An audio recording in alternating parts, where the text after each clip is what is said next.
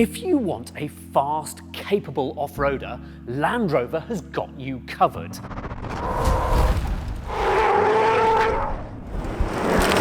This isn't one of them, because what you're looking at here is a gorilla in a sheepdog costume, and it's sort of bursting out all over. This is the Scarbo SV Rover, and it contains almost no actual Land Rover. Well, sure, it does have all the accoutrements though. It has locking differentials and a low-range gearbox, and even under there somewhere, an original Land Rover VIN number. But show me the Land Rover that looks like that underneath. What you're looking at here is the world's first street-legal hypertruck. We'll take it out onto the wild streets of Southern California later in this film. But first, let's get the full story from the man whose name is on the back, Joe Scarbo. Oh, and if you're wondering about Joe's pedigree, his passion is desert racing, and he cut his teeth on Volkswagen's Baja Touareg project. He was also involved with Radford on the ill-fated Type 62, helped out on Oilstain Labs Half 11, and most famously, engineered and built Ken Block's Hoona Pegasus. Okay, Joe, how much of an original Land Rover Defender is under this? Because it looks quite substantially different. The engine's not in the same place anymore. No. So it's now mid-engine. Yeah. And the bodywork obviously is reshaped slightly, but fundamentally the firewall reshaped slightly. The firewall, the overall width is still identical to the original Land Rover. The door handles are the same. The windshield seal is the same. So, you know, there's still some original Land Rover. Yeah. Right, so let's start at the front and go through it, because, yeah, I mean, I love how you've done some of the details. So you picked up the old original design tropes with it, but then you look at it and you go, yeah, but they didn't really have carbon fiber bodywork in the back, and they certainly didn't have damper coolers mounted coming through the bonnet. So essentially, it's more of a trophy truck underneath here, isn't it? Correct. So the original design of this truck prior to it being a Land Rover is I had been designing a new off-road race truck. And it only happened that after we started building our SV line of cars that I realized that I really wanted to body this as something. Yeah. And when we chose to do a Land Rover, that's when the race truck design kind of got morphed around the Defender shape. Right. So it was fundamentally a tube chassis race truck to start. And then that morphed with the Land Rover. Yeah. So there's certain parts on this truck that are more ridiculous than others. Yeah. So when you start to make a lot of parts that you realize should be billet aluminum, the front differential housing in particular, I found out that you can only get aluminum plate 14 inches thick. And unfortunately, the front diff is larger than that, so it had to come out of a piece of 22-inch round stock.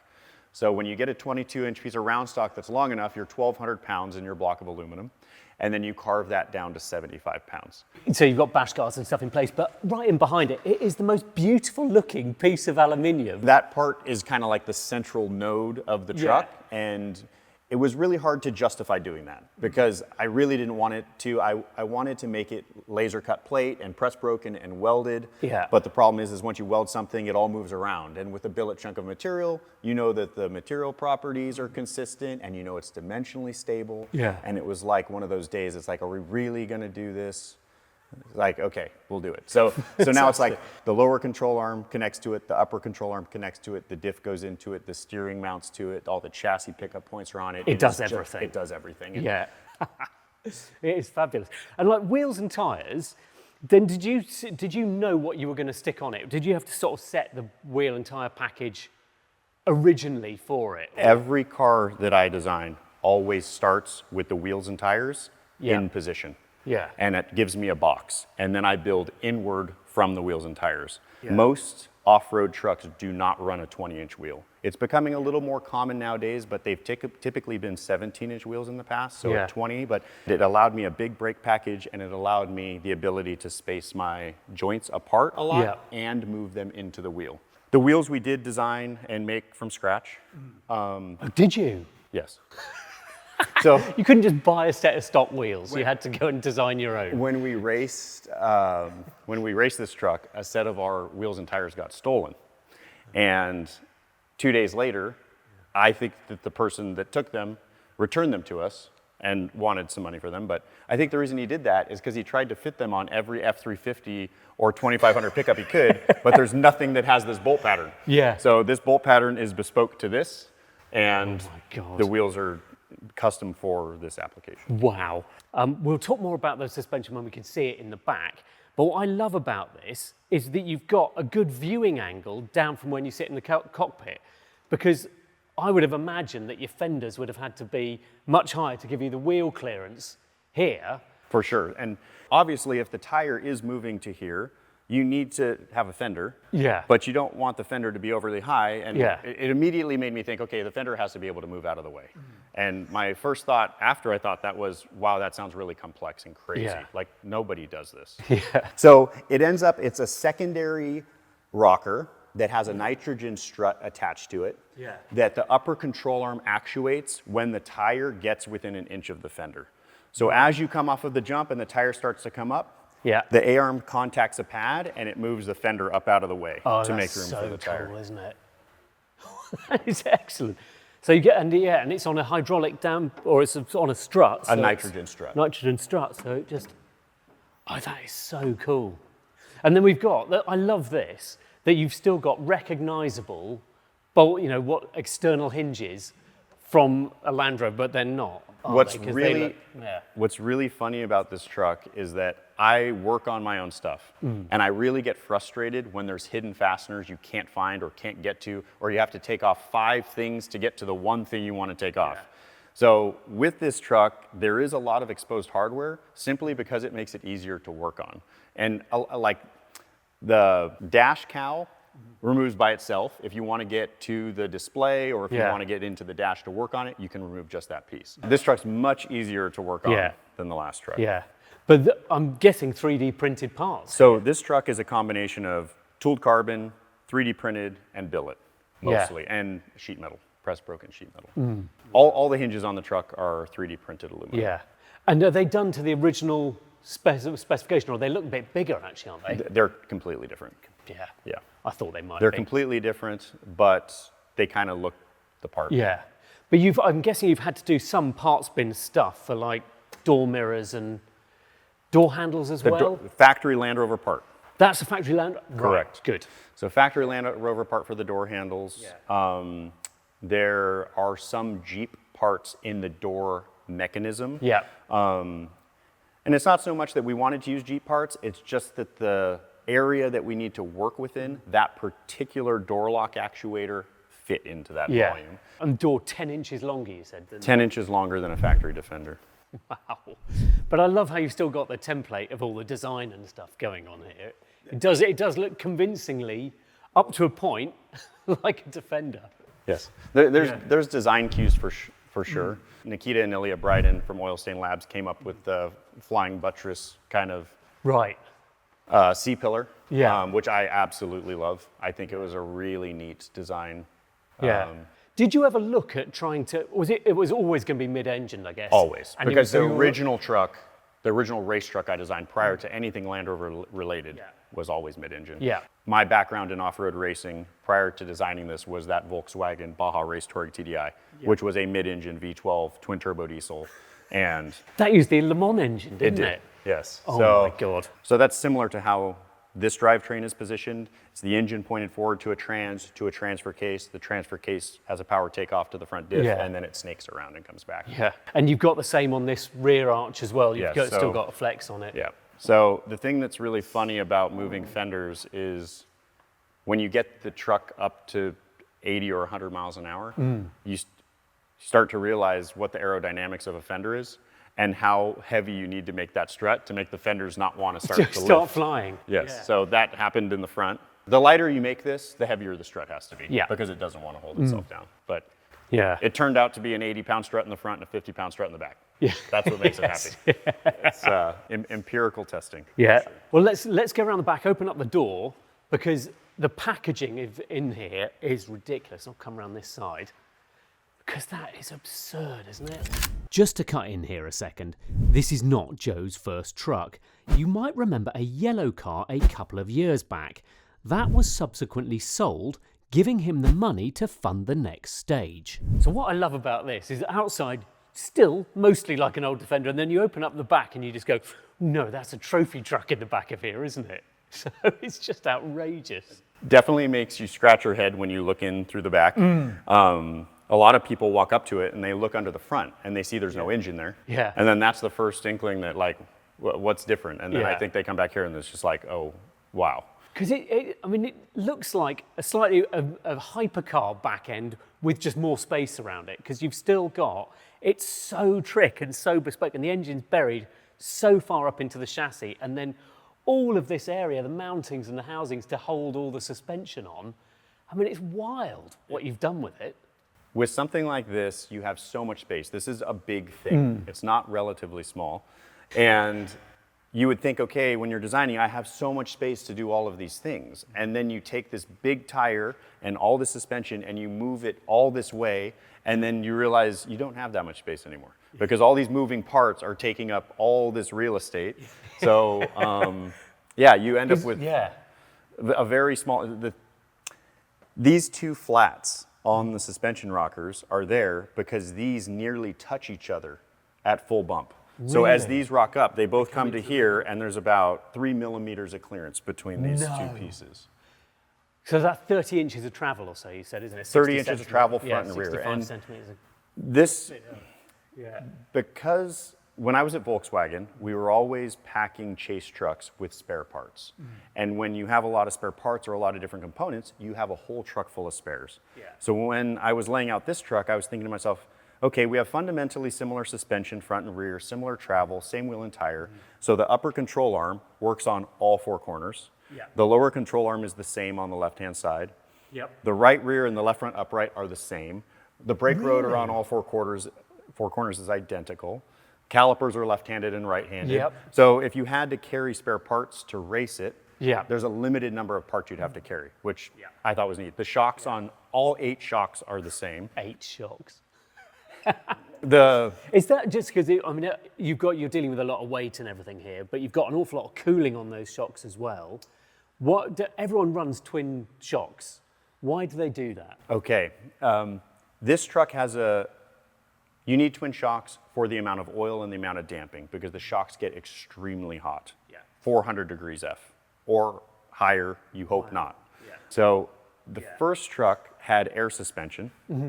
And we learned a ton about the rate of an air spring and air accumulation. And we had a little bit more of a development road than we wanted with the air suspension. I would like to go back to air suspension. And it allows you to do a lot of things you cannot do with a spring.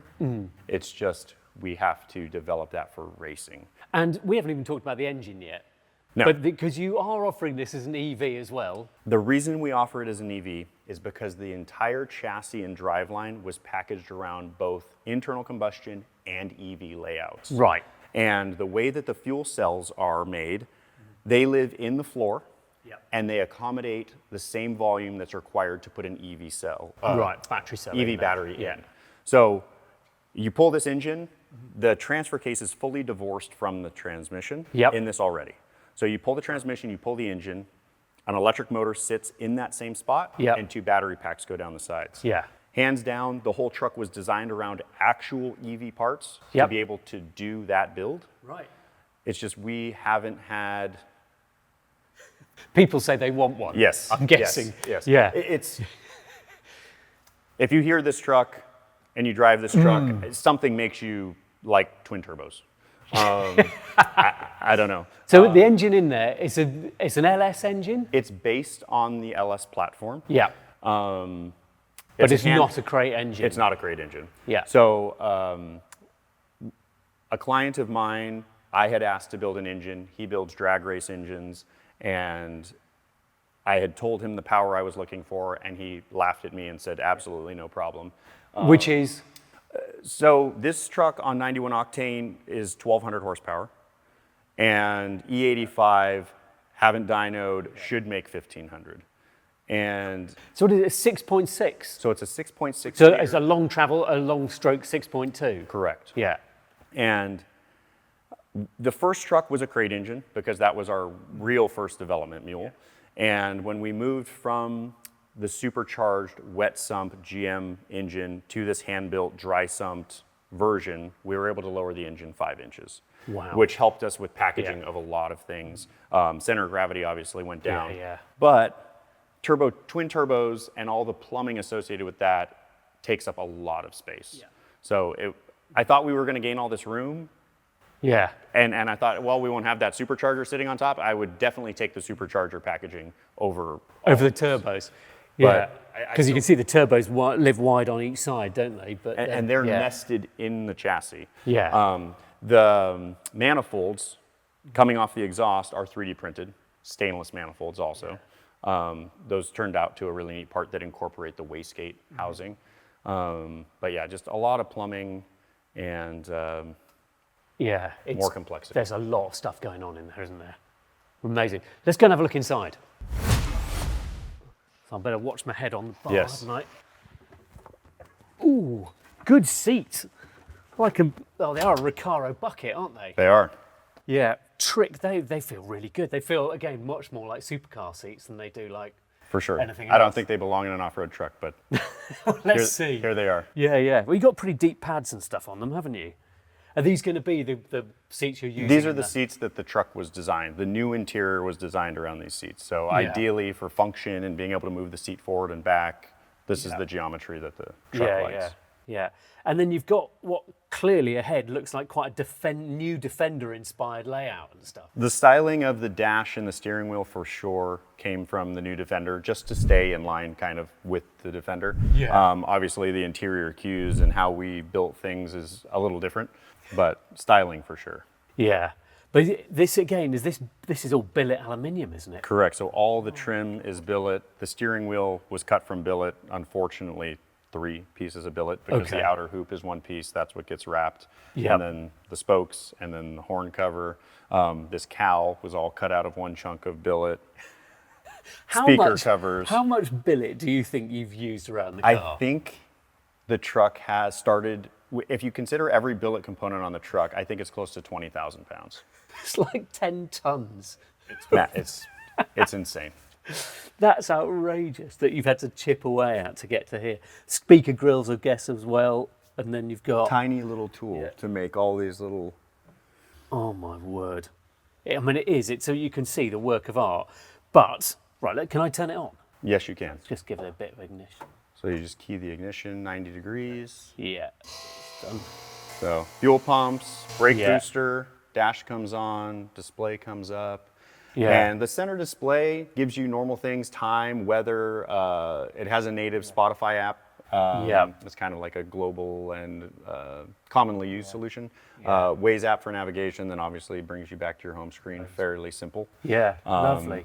This has a very nice 6-channel audio system from Dyne Audio with some pretty high-end components. And you can actually hear it in here over the noise from behind you. You know, you have to turn it up quite loud.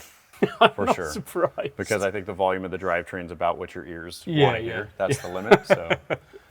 And you've got an HVAC system in here with 3D printed parts by the looks of it here. Correct. So there's a lot of stuff on this truck that's printed, a lot that's billet, and it all depends on the shape. So a component like this isn't totally possible to machine because you can't get to it because there's a separation inside this duct for the defroster and the vent. So if you were to get in there with a tiny cutter to try to, machine all those louvers and make the deviation, yes, I'm sure somebody would say, I'll give it a whirl, but definitely a practical part to 3D print. Yeah. Cool. And then we've obviously got the levers here. I'm guessing gear lever, which again looks 3D printed at the moment. Is that you're going to change that for me? That will be a billet part. That's an interesting design part that my team and I are trying to figure out exactly what we want that to look like. So we've had a few printed variations, and we're getting. But we didn't actually talk about the gearbox. It's an 8-speed automatic. It's an 8-speed Motec controlled automatic. Deciding to go down that development road was a little bit crazy. Because this is Motec. It's a bespoke. Correct. ECU this is system Motec and Bosch Motorsport power distribution and ECUs entirely. And I think this is the only vehicle in the world that has a fully Motec controlled 8-speed automatic transmission. Yeah. So, So some unlucky spent some person time. has got to redo all the software coding for it. correct, from Wow. scratch. Some other fun stuff is that this truck does have full 4-wheel steering. And because the rear is hydraulic, Yep. independent from the front, there's 3 driving modes for 4-wheel steering on the Yeah. center button. So the center button in the first click is front wheel steer only. The second click is automatic 4-wheel steering. So there's a map that's based one on of that vehicle one. speed that tells the rear how much to steer. Obviously, Yeah. when you're going very slow, you get full 4-wheel steering. Yeah. This truck has as much steering in the rear as it does in the front. And I will tell you, the first time you make a turn in a parking lot, to feel the whole truck pivot Just around the center. Yeah. It's like half forklift, half normal car. Is a very odd feeling. Like even the new Hummer and the Tesla Cybertruck, which have 4-wheel steering, they don't have nearly as much rear steer as Yeah. they do front steer. So it feels more like a normal car. You get the sense that it's helping you turn, but it's not like this weird pivoting sensation. And then the third button click, you can is full manual rear steer with that knob. So Right. you can, if you get in the Oh, rocks, so you can just literally just turn the wheels, not with the Correct. steering wheel, but with the. so you could the drive the Sentinel. truck with that knob only, leaving the steering wheel straight. So you could like forklift your way Wow. around a parking Ooh, lot that just with sounds the rear. fun. So you've got separate controls for front and rear diffs. Correct. What was the reasoning for that? I think it's the way that these transfer cases are built, allows you engagement of the drive for the front and the back Okay. based on high or low range. So you could knock one each of them out and just have a front wheel drive or a rear wheel drive truck Correct. if you wanted if you to. had to. Yeah. Yep. Which we ended up doing in Mexico when we raced. Really? We ran a stage in front wheel drive. Did you? And it was all okay? It was fine. Amazing. all that power it's like through front wheels and- these Yokohama tires are kind of like paddle tires, Yeah. and they throw a lot of sand and miraculously pull you through crazy stuff. Fantastic. It's great. So you've got paddle shift on here as well for the gearbox. So once you're up and running, you'll be able Correct. to Yep. run like that. The view out with that upright windscreen looks quite Defender-ish, and old Defender. Here, this is very much new Defender, but yeah, it feels pretty comfortable. How noisy is it going to be in here with that going? Quite noisy. Yeah. Can we go and find out? We should. We should do that. Let's go get a beer. Yeah. Well, maybe not a beer, Joe, but then again, you're the one doing the driving. This is excellent. It's noisy. I don't think I've ever been in a Land Rover that's anything like this, though. And yet I have got the plate down there to say it's a Land Rover. It is 100%. When you say you haven't been in a Land Rover like this, it's because the only thing that's left is the door handles Yes. and a part of the chassis.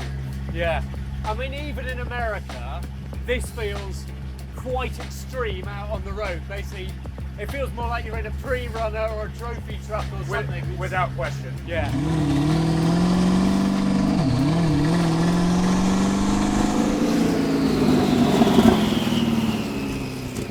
So what's the plan for development with it then? Are you happy with the mechanical package? It's just the tuning of it now that you've got to do. Correct. It's just Oscar, who wrote the software for the transmission, last night before getting on the phone with me to upload what he'd done, had written 2,000 lines of code, Wow. which is madness. Yeah. So obviously we have the thing shifting first, second, third. Yeah. Obviously the code hasn't been written for the clutch in fourth. Yeah. And he's got to get it through 8th gear. So my game plan, honestly, is if this is a licensed street thing, I want it to be semi-drivable. So my plan is to personally drive this thing to make sure that it's drivable and realistic. Yeah. So you're intending to fit some more sound deadening to it? I think that the firewall needs upholstery and deadening. Yeah. For sure. That's where the majority of the sound is coming from, noise. So you want people to be able to drive it out on the road reasonably comfortably. A bit more comfortably than this. Not like this. Yeah. what does it weigh at the moment? How much weight have you got? 5,400 pounds at the moment, and it has a 65-gallon fuel cell. Yeah. And it was weighed with 30 gallons of fuel. Okay. So it's 2,000 for us, 2,800, 2,900, under 3 tons. Correct. Somewhere around. And to be frank, I fought very hard to get this to weigh what it does. The first truck had 1/4-inch thick steel boat sides on the side of the chassis. Really? And that housed the air tanks for the air suspension. This truck now has sacrificial aluminum boat sides. Yeah.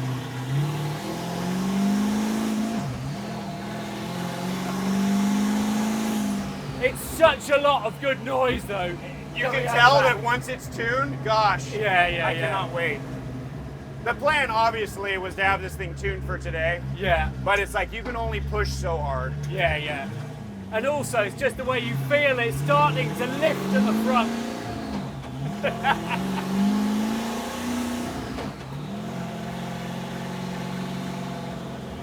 And you feel so high above the ground in it with all this noise, and you feel it's nice having the windows down because you hear the turbo whistle coming in as well.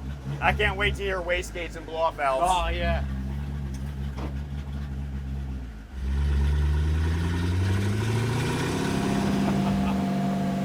It's just wild driving around in this thing. It just feels so rude. It feels like so good. It's probably a really good thing the trans hasn't been calibrated past third gear. Yeah.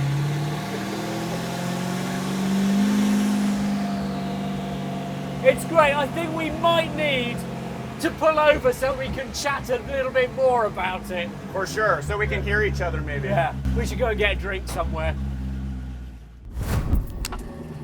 Time for that drink then, but maybe just a glass of water for now.